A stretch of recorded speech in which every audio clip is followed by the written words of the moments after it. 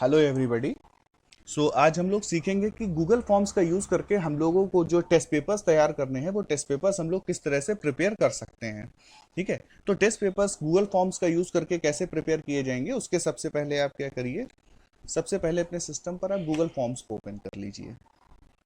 Google forms को open कर लेंगे। गूगल फॉर्म्स को ओपन करने के बाद आपको जो सबसे पहला लिंक मिलेगा गूगल फॉर्म्स का, उस पर आ जाइए और गूगल फॉर्म्स का जो भी लिंक है गूगल फॉर्म्स के उस लिंक को आप ओपन कर लीजिए। ठीक है, इसके बाद आपके पास गूगल फॉर्म्स ओपन होके आ जाएगा। तो देखिए, यहाँ पर इसने ऑप्शन सेलेक्ट कर रखा है फॉर्म्स का, गूगल फॉर्म्स का। तो आप गूगल फॉर्म्स में इस पे आइए, गो टू गूगल फॉर्म्स वाले ऑप्शन पे। तो हम गो टू गूगल फॉर्म्स वाले ऑप्शन पे आएंगे, इसको ओके कर देंगे। तो गो टू गूगल फॉर्म्स वाला ऑप्शन जो है उसको हमने ओके कर दिया। अब इसको ओके करने के बाद अब हमको एक टेस्ट पेपर जनरेट करना है। तो वो हम टेस्ट पेपर कैसे जनरेट करेंगे? टेस्ट पेपर को जनरेट करने के लिए आप टेम्पलेट गैलरी पर आ सकते हैं। टेम्पलेट गैलरी को यहाँ से सेलेक्ट कीजिए। जैसे टेम्पलेट गैलरी को मैंने सेलेक्ट किया, देखिए यहाँ पर कई सारे के टेम्पलेट्स ओपन होके आ गए, जैसे personal, contact information, work, education. तो हम एजुकेशन वाले पर आए और एजुकेशन वाले पर आने के बाद हमको करना क्या है, यहाँ से हम लोग ऑप्शन सेलेक्ट कर लेंगे ब्लैंक क्विज का। तो हमने यहाँ से ब्लैंक क्विज का ऑप्शन सेलेक्ट कर लिया कि हम एक ब्लैंक क्विज ले रहे हैं यहाँ से। तो वो हमने सेलेक्ट कर ली कि हम यहाँ से एक ब्लैंक क्विज लेने जा रहे हैं। अब ब्लैंक पेज को सिलेक्ट करने के बाद जो नेक्स्ट पेज हमारे सामने ओपन होके आएगा, देखिए ये पेज जो आपके सामने ओपन होके आ गया, ये पेज है गूगल फॉर्म्स का। ठीक है,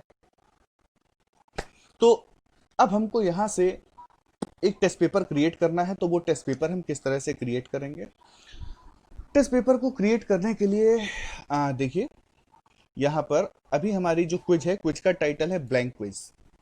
तो ब्लैंक क्विज टाइटल को हम चेंज कर देते हैं और ब्लैंक क्विज टाइटल को चेंज करके हम यहाँ पर अपनी क्विज का टाइटल कुछ भी और सेट कर लेंगे, जो भी हमको सेट करना हो। ठीक है ना? सपोज दैट मैंने बना दिया जनरल स्टडीज का या जनरल नॉलेज।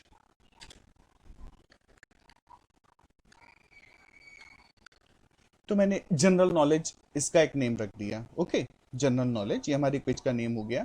यहाँ पर फॉर्म का डिस्क्रिप्शन देना है।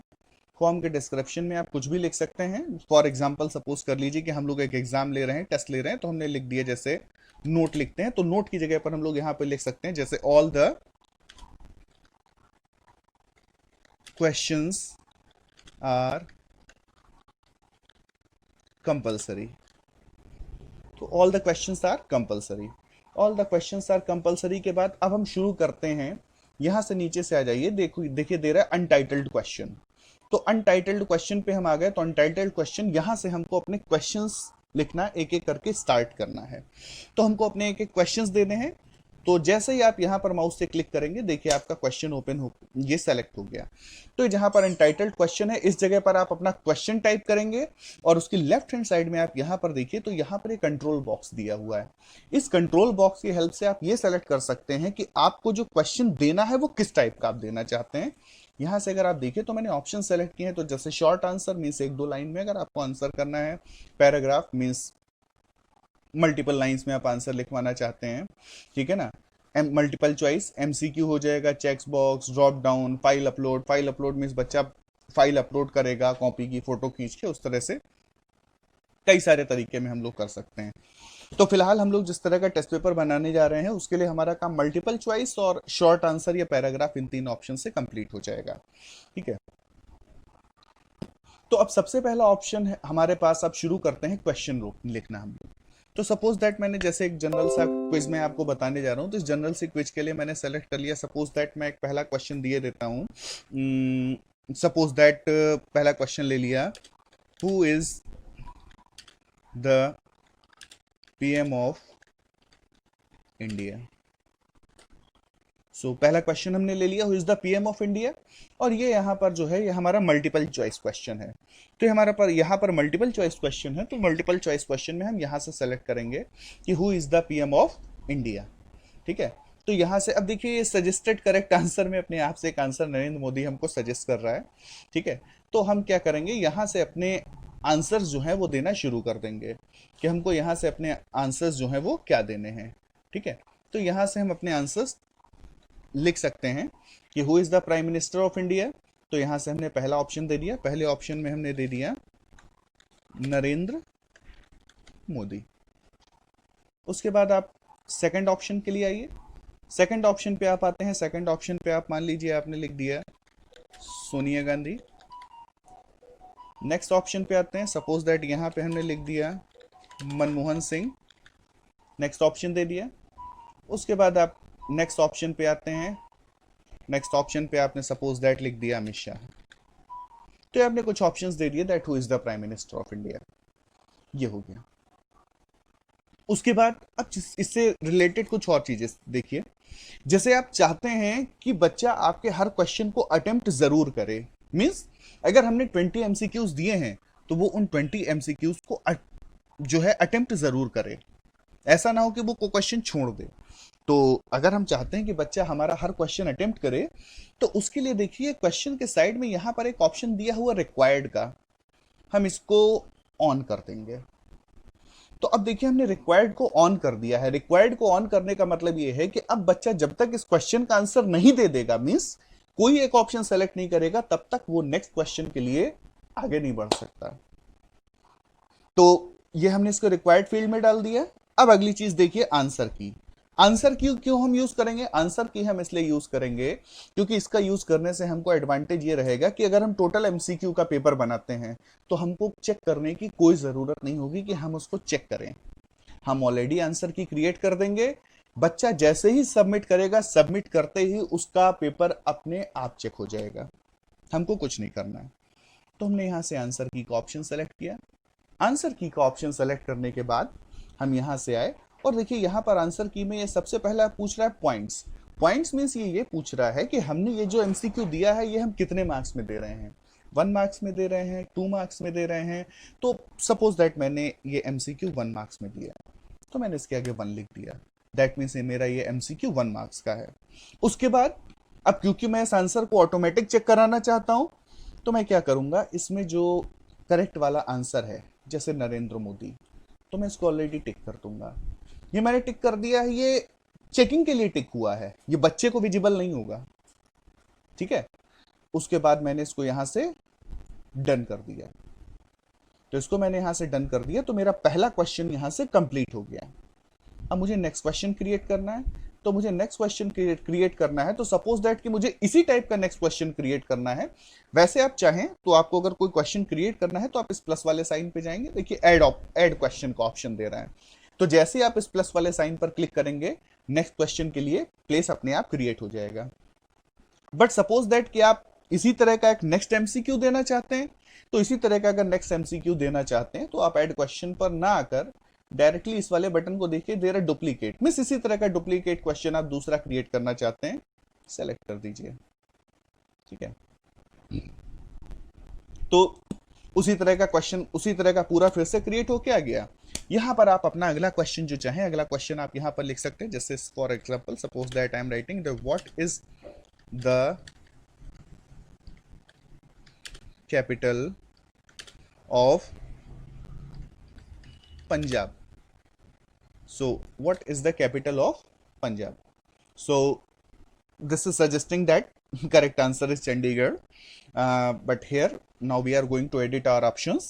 Suppose that the first option is Delhi and the second option suppose that Lucknow, and the third option is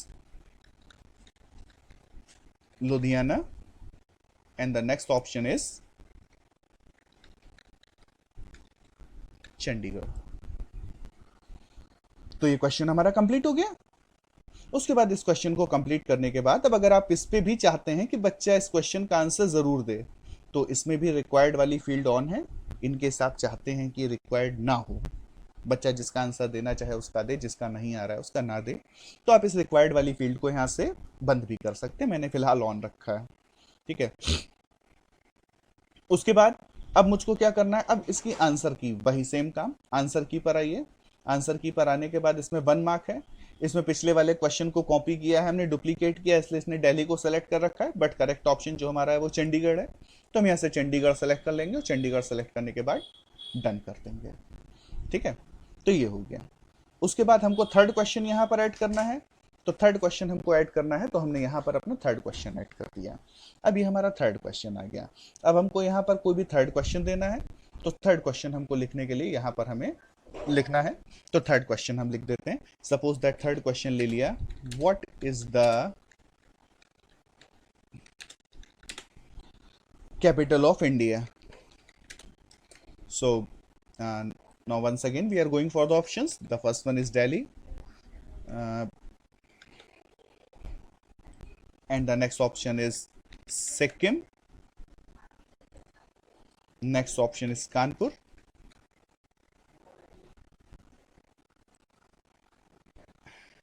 And the next option is Kerala.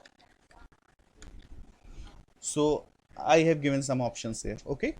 So now this question is complete, and the same way once again we will go for the answer key, and here in the answer key I have given 1 mark. This means this question will be checked for 1 mark, 1 mark for correct answer, otherwise 0. So once again we will select here the right option, and that is Delhi. So we have selected here Delhi and then done. I'm also going to make this question required. Required means student will have to mandatory give the answer of this question, otherwise he will not be able to proceed for the next question. So in this way we have created this quiz of the 3 questions. In this way you can go on for as much as questions are required. तो इतना काम यहाँ पर हो जाएगा। अब देखिए इसमें एक चीज और आती है कि जैसे मैंने यहाँ पर इसको बनाया, तो हो सकता है कि कुछ लोग अपना पेपर जो बनाना चाहें, अपने पेपर में वो जैसे सेक्शंस देना चाहें कि सेक्शन ए और सेक्शन बी बनाना है। तो अगर आपको अपने पेपर में सेक्शंस बनाने हैं, तो सेक्शंस बनाने के लिए ये वाला जो ऑप्शन है, देखिए इसमें दे रहा है ऐड सेक्शन। जैसे आप इसको क्लिक कर देंगे, ये नीचे देखिए आपके पेपर में यहाँ से अनटाइटल सेक्शन, इसने नया सेक्शन दे दिया। इस नए सेक्शन में आप क्वेश्चन फिर से दे सकते हैं। ठीक है ना। तो इस तरह से आप चाहें सेक्शन वाइज अपना पेपर बनाना, तो आप सेक्शन वाइज भी अपना पेपर बना सकते हैं। फिलहाल मैं सेक्शन वाइज बनाने नहीं जा रहा हूं, तो मैं सेक्शन को यहां से आके डिलीट लिख दे रहा हूं। ठीक है। अच्छा, ये काम तो हो गया, लेकिन एक बहुत जरूरी काम जो है वो मैं करना भूल गया, लेकिन उसको मैं आपको बता रहा हूं कि वो काम भी कैसे करना। जैसे हम लोग जब टेस्ट पेपर बनाएंगे, तो टेस्ट पेपर बनाने पर हम एक चीज जरूर चाहेंगे कि जो भी स्टूडेंट इस टेस्ट को देने जा रहा है, वो एटलीस्ट इस टेस्ट में अपना नेम और क्लास जरूर लिखे, सो दैट हमको जब वो सबमिट करे, हमारे पास ये उसका आंसर शीट आए, तो हमको पता चल जाए कि आंसर शीट किस बच्चे की है। तो इसको करने के लिए हम यहां पर आए प्लस ऑप्शन पर, मीन्स ऐड क्वेश्चन पर, और ऐड क्वेश्चन पर आए। देखिए, तो ऐड क्वेश्चन पर हम सबसे ऊपर आ गए, क्योंकि मैं सबसे ऊपर था तो इसने सबसे ऊपर ही सेलेक्ट किया, अदरवाइज अगर मैं सबसे नीचे रखता तो सबसे नीचे सेलेक्ट करता। तो क्वेश्चन पे आ गया। क्वेश्चन पे आके मुझे जैसे सबसे पहले स्टूडेंट का नेम लेना है, तो जैसे मैंने लिख दिया enter your name in block letters. ठीक है। तो यहां पर बच्चा अपना नेम लिखेगा, और इस फील्ड को मैंने रिक्वायर्ड कर दिया है कि उसको अपना नेम लिखना कंपलसरी है। Next,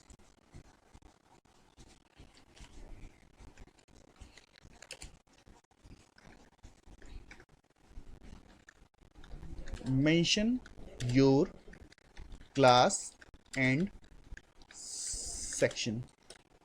so this is also short type. Generally Google forms बड़ा स्मार्ट है, अपने आप वो समझ जाता है कि किस टाइप का आंसर हो सकता है। तो देखिए उसने अपने आप उसको शॉर्ट आंसर में सेलेक्ट कर दिया, बट बाकी आप चाहें तो अपनी रिक्वायरमेंट के अकॉर्डिंग जो भी चॉइस है उस चॉइस को चेंज भी कर सकते हैं। तो यहां से मैंने अब इस वाली फील्ड को भी रिक्वायर्ड कर दिया।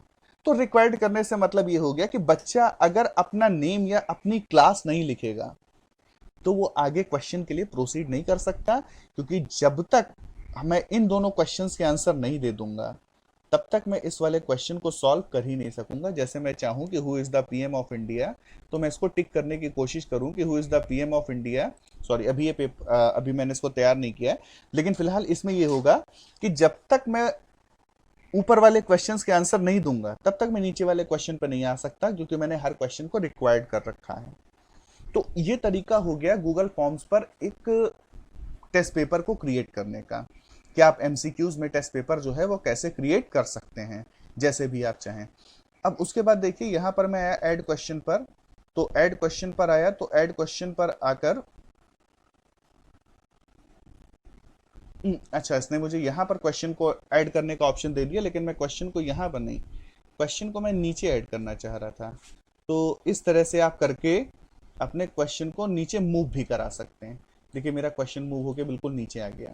तो ये तरीका है जहां से आप क्वेश्चंस को अपने ऊपर नीचे मूव भी करा सकते हैं जरूरत पड़ने पर।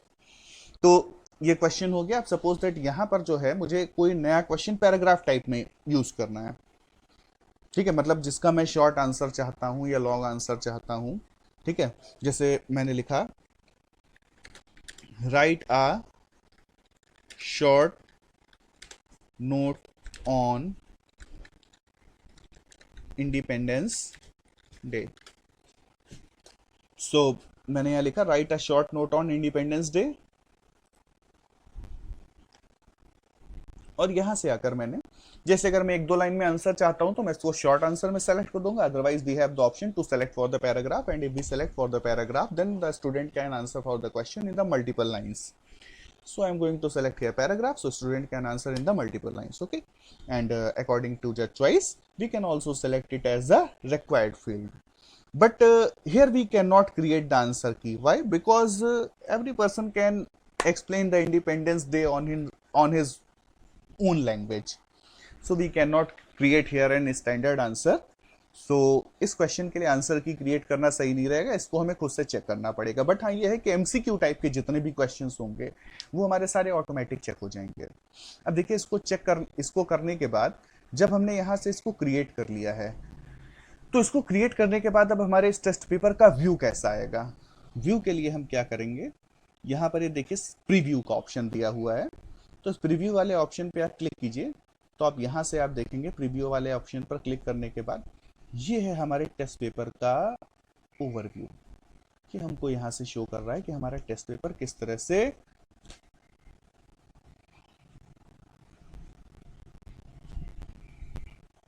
इस तरह से हम इसको यहां पर कर सकते हैं, ठीक है।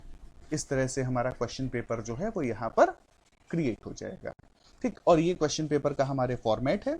अब इसमें हम 1 बाय 1 सारे क्वेश्चंस के आंसर्स करते जाएंगे और करके सबमिट करते जाएंगे और काम कंप्लीट हो जाएगा। तो ये था हमारे क्वेश्चन पेपर का प्रीव्यू हमने अपने क्वेश्चन पेपर का क्लोज कर दिया। अब क्वेश्चन पेपर का प्रीव्यू क्लोज करने के बाद इसकी सेटिंग्स को देख लीजिए कि इसकी सेटिंग्स कैसे करेंगे। सेटिंग्स पर आए, तो सेटिंग्स पर आकर कुछ सेटिंग्स करना जरूरी है, जैसे कि मैंने लिखा, जैसे इसमें कुछ उसने ऑप्शंस दिए हैं, कलेक्ट मेल एड्रेस। अगर आप कलेक्ट मेल एड्रेसेस पे क्लिक कर देंगे तो ये हर बच्चे से, जहां पर हम लोगों ने नेम वगैरह मांगा है, वैसे ही क्वेश्चन में वो उससे उसकी मेल आईडी भी जरूर मांगेगा। तो अपनी रिक्वायरमेंट के अकॉर्डिंग हम लोग चाहे तो कलेक्ट मेल एड्रेस पर ओके कर सकते हैं और चाहे तो नहीं कर सकते, depends on our choice. Next is limit to 1 response, ये हम जरूर चेक कर देंगे, क्योंकि लिमिट टू 1 रेस्पॉन्स का मतलब ये है कि लिमिट टू 1 रेस्पॉन्स अगर कर देंगे तो इससे हमें एक सबसे बड़ा फायदा ये होगा कि लिमिट टू 1 रेस्पॉन्स के थ्रू कि कोई भी बच्चा अपना कॉपी बार बार सबमिट नहीं कर सकेगा। दैट मीन्स ये टेस्ट पेपर जिस पर वो अपने आंसर्स देगा, वो अपने आंसर्स को बार बार सबमिट नहीं कर सकेगा कि उसने एक बार सबमिट किया और उसके बाद उसने दोबारा फिर से सबमिट कर दिया, ऐसा नहीं होगा। वो एक ही बार सबमिट कर सकेगा। बट इसके लिए गिवन है respondents will be required to sign in to Google, मतलब उनको अपने गूगल अकाउंट के थ्रू साइन इन जरूर करना होगा, ठीक है, तभी वो इस पेपर को दे पाएंगे। लेकिन उससे ये होगा कि वो बार बार आंसर सबमिट नहीं कर पाएंगे, सिर्फ एक बच्चा एक ही बार सबमिट कर पाएगा। Edit after submit means respondents can edit after submit, कि क्या वो सबमिट करने के बाद में इसमें कोई एडिटिंग कर सकें। हमें नहीं चाहिए कि वो एक बार सबमिट करने के बाद कोई भी एडिटिंग इसमें कर पाए, तो उस ऑप्शन को हम चेक नहीं करेंगे। प्रेजेंटेशन पर हम आए, प्रेजेंटेशन पर आकर शो प्रोग्रेस बार, सफल क्वेश्चन ऑर्डर, इसकी कोई रिक्वायरमेंट हमको नहीं है।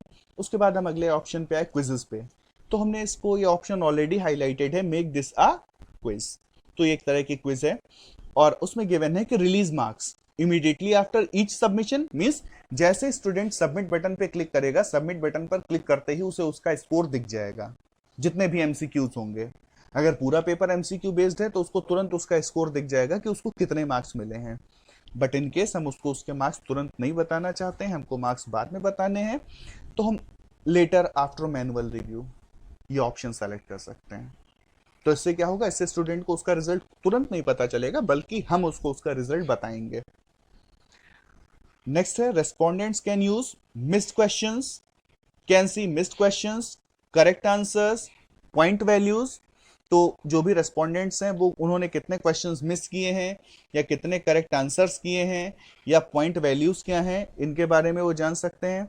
तो करेक्ट आंसर्स वाले जो हैं, करेक्ट आंसर्स वाले को चाहे आप टिक करें चाहे ना टिक करें, मिस क्वेश्चन वाला चाहे उनको ओके रहने दें, चाहे तो उनको हटा सकते हैं। बट हाँ, हमारे लिए ये रिलीज मार्क्स वाला ऑप्शन जो है वो ज़रूरी है। तो ये सारी सेटिंग्स करने के बाद हम इसको यहाँ से सेव कर देंगे अपने पेपर को। तो ये कुछ सेटिंग्स हमने सेव कर दी। ये कुछ सेटिंग्स सेव करने के बाद अब हमको स्टूडेंट्स को ये पेपर जो है वो सेंड करना होगा। तो स्टूडेंट्स को ये पेपर सेंड करने के लिए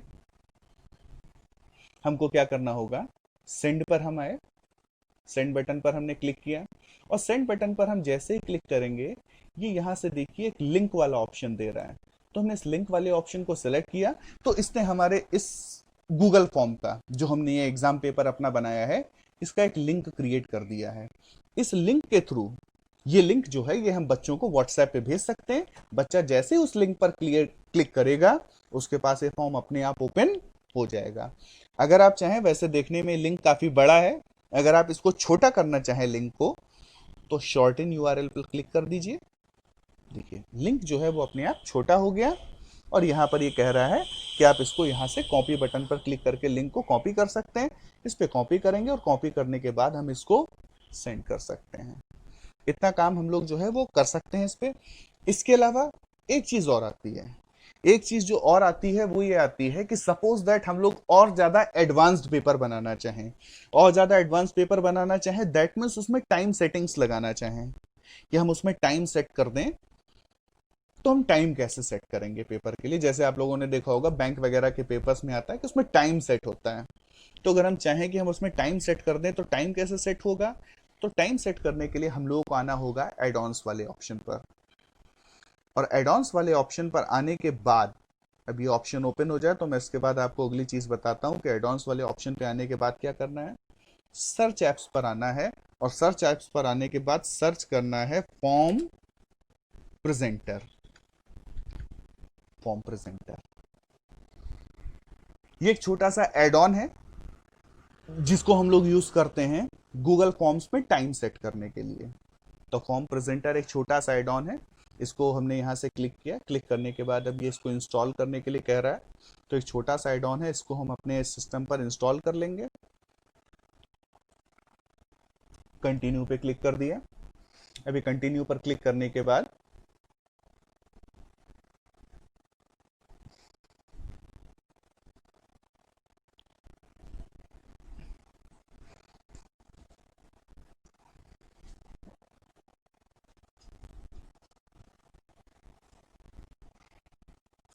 अब ये हमसे इस पेज पर आकर हमसे परमिशन मांगेगा कि हम अपनी मेल आईडी से इसको परमिशन देना चाहते हैं कि नहीं देना चाहते हैं सभी चीज़ों के लिए। तो हमने इसको यहाँ पर आकर अलाउ कर दिया। अलाउ कर दिया दैट मीन्स हमने उस एड ऑन को इंस्टॉल होने की परमिशन दे दी है। अगर हम परमिशन नहीं देते तो वो इंस्टॉल नहीं होता, हमने परमिशन दे दी है, इसलिए वो एड ऑन जो है अब वो हमारे सिस्टम पर इंस्टॉल हो जाएगा। वैसे अगर आप लोग टाइम बेस्ड क्विज ना बनाना चाहें तो इस एड ऑन को सब करने की कोई ज़रूरत नहीं है, लेकिन अगर आप एक बहुत एडवांस्ड और टाइम बेस्ड क्विज बनाना चाहते हैं तो इसका यूज़ कर सकते हैं। डन कर दिया मैंने। अब ये एड ऑन जो है मेरा, ये एड ऑन मेरा ऐड हो गया है आकर मेरे गूगल फॉर्म्स में। और इस एड ऑन को यूज़ करने के बाद यहाँ से मैं इस विंडो को क्लोज किए दे रहा हूँ। मैंने क्लोज कर दिया। इसको यहाँ से क्लोज कर देने के बाद ये मुझे एड ऑन्स के बारे में दिखा रहा है। तो एड ऑन्स के बारे में ये मेरा सेकंड एड ऑन जो है फॉर्म प्रेजेंटर, इसको मैंने ओपन कर लिया। अभी ये सेटअप का ऑप्शन नहीं शो कर रहा है, तो शायद सेटअप का ऑप्शन इसलिए नहीं शो कर रहा है क्योंकि मैंने अभी भी इसको इंस्टॉल किया है। तो इसके लिए मुझे ये करना होगा कि इसके लिए मैं गूगल फॉर्म्स को अपने एक बार क्लोज कर दूंगा, और अपने गूगल फॉर्म्स को एक बार क्लोज करने के बाद जब मैं इसको चलाऊंगा तो मुझे इसका ऑप्शन देगा कि इसको मुझे कैसे यूज़ करना है। तो मैं क्या करता हूँ, इसको क्लोज करे दे रहा हूँ अपने ब्राउज़र को, और ब्राउज़र को क्लोज करने के बाद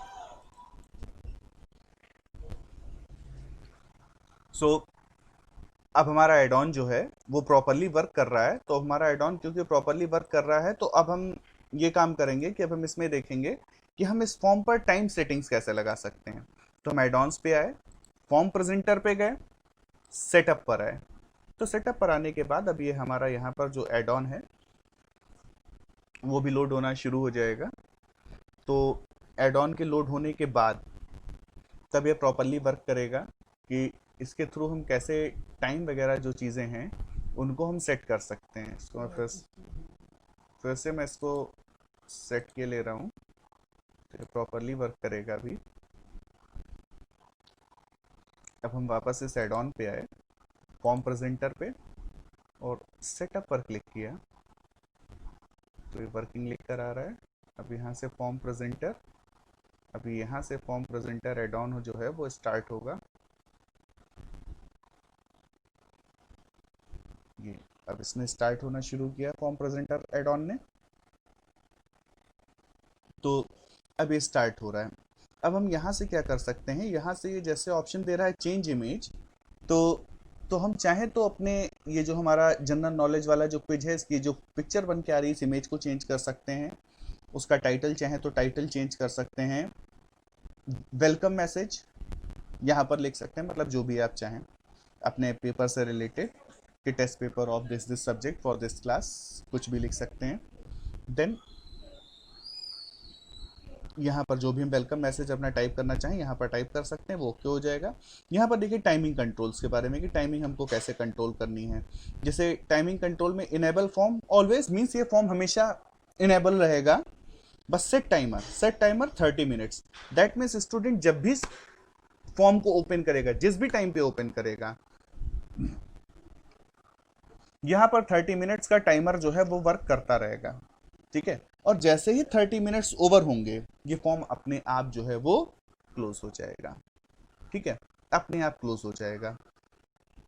alert before 1 minute means 1 minute पहले स्टूडेंट को अलर्ट देना शुरू कर देगा कि form is closing soon, submit before time out, ये मैसेज देना शुरू कर देगा।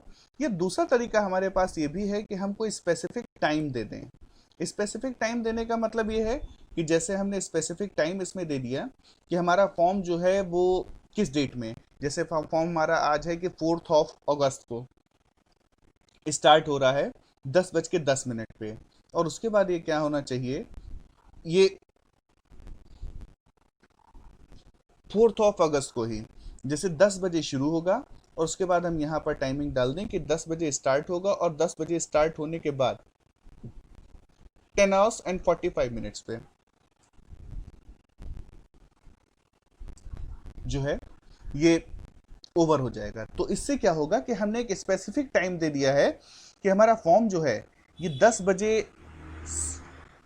इस डेट में मॉर्निंग के 10 o'clock से एक्टिव हो जाएगा, और 10:45 पर अपने आप डीएक्टिव हो जाएगा। 10:45 पर अपने आप डीएक्टिव हो जाएगा मीन्स इतने ही टाइम के बीच में बच्चा इस पेपर को सॉल्व कर सकता है।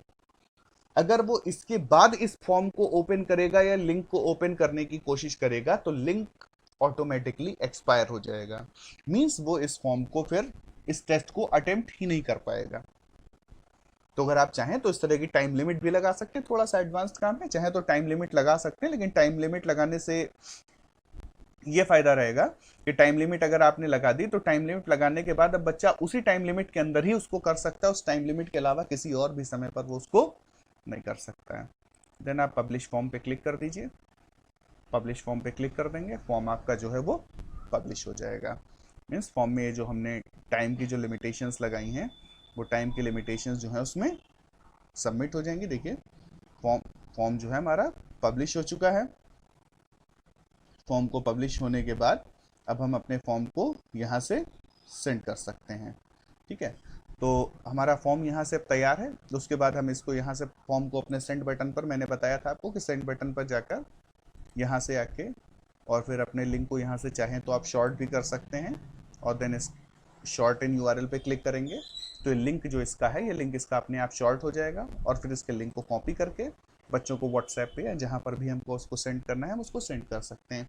इसका एडवांटेज ये है कि हम अगर चाहें तो अपने बच्चों को टेस्ट पेपर ऑलरेडी सेंड कर सकते हैं। ठीक है, कि हमारे बच्चों का टेस्ट कल मॉर्निंग में शुरू होना है, हम आज रात में ही टेस्ट पेपर उनको सेंड कर सकते हैं, लेकिन जो हमने टाइम दिया है उससे पहले या उसके बाद वो इसको ओपन नहीं कर सकते, ना पहले ओपन कर पाएंगे ना बाद में ओपन कर पाएंगे। So thank you for watching this video, and अगर इससे रिलेटेड किसी की कोई क्वेरी हो तो प्लीज पूछ लीजिएगा। Thank you. और एक चीज मैं और बता दूं आपको कि जो भी बच्चे हमको आंसर सेंड करेंगे वो आंसर्स देखने के लिए हमको कहीं और नहीं जाना है। हमने जो पेपर क्रिएट किया था हम उसी पेपर पर आएंगे। एक साइड यहाँ पर क्वेश्चंस गिवन है और नेक्स्ट साइड यहाँ पर रेस्पॉन्सेज गिवन है। रेस्पॉन्सेज मीन्स जितने भी बच्चे हमको सेंड करते जाएंगे वो सारे रेस्पॉन्सेज हमारे पास यहाँ पर रेस्पॉन्सेज में रिप्रेजेंट होंगे आके। रेस्पॉन्सेज में भी हमारे पास इस प्लस वाले साइन पर क्लिक करके कुछ अच्छी सी चीजें आती हैं, जैसे क्रिएट स्प्रेडशीट। तो क्रिएट स्प्रेडशीट पे अगर हमने क्लिक कर दिया, ब्लैंक पेज, ठीक है ना, ब्लैंक पेज क्रिएट कर दिया, तो इसके लिए अगर हम इस तरह से इसके लिए एक स्प्रेडशीट क्रिएट कर देंगे तो स्प्रेडशीट जो है वो स्प्रेडशीट क्रिएट हो गया वेटिंग फॉर रेस्पॉन्सेस। ठीक है ना, अभी रेस्पॉन्सेज आए नहीं हैं, तो हमने इसके लिए यहाँ पर एक स्प्रेडशीट क्रिएट कर दिया है। उस स्प्रेडशीट को क्रिएट करने से फायदा हमको ये होगा कि किस स्टूडेंट ने कितने क्वेश्चन किए, उसके कितने मार्क्स आए, हर चीज जो है वो हमारी इस शीट पर अपने आप आ जाएगी, हमको कुछ करने की जरूरत नहीं है। ठीक है, स्टूडेंट का टाइम स्टैम्प मीन्स उसने कब से काम करना शुरू किया, उसका मेल एड्रेस क्या है, उसके मार्क्स कितने हैं, उसका नेम कितना है, उसका क्लास वगैरह क्या है, कौन कौन से क्वेश्चंस में उसने कितने कितने मार्क्स पाए हैं, ये सारी डिटेल्स हमारे पास से यहाँ एक साथ क्रिएट हो जाएंगी। इन डिटेल्स को हम चाहें तो एक साथ सीधे सेंड, मतलब हमको कहीं पर मार्क्स नोट करने की या कुछ भी करने की जरूरत नहीं है, हमारे पास ऑटोमेटिकली सारा डेटा आ जाएगा कि किस बच्चे ने कौन सा क्वेश्चन अटेम्प्ट किया, उसका नेम क्या था, सारी डिटेल्स। तो हम इसको भी यूज कर सकते हैं। Now this is complete overview of the Google forms, so thank you for watching.